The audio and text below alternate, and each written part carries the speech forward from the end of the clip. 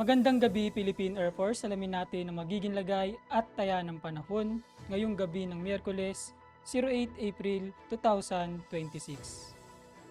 Para sa ating synoptic situation, patuloy pa rin umiiral ang ridge of high pressure area kung saan nag-e-extend ito sa northern at central Luzon.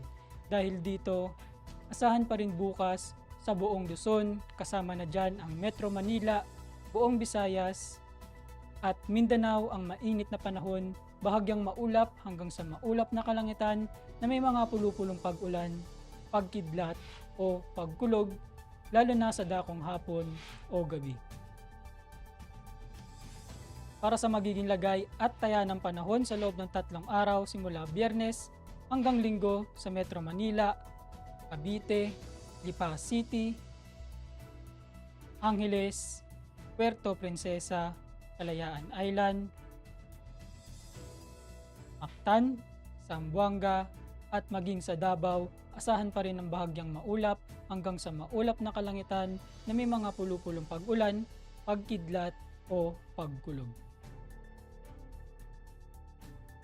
Lulubog ang araw mamayang 18:09 at sisikat bukas ng umaga ng 05:47.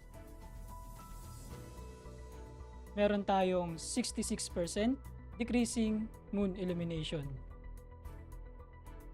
Para manatiling updated sa lagay at taya ng panahon, ipollow lamang ang Air Force Weather Center sa aming social media accounts.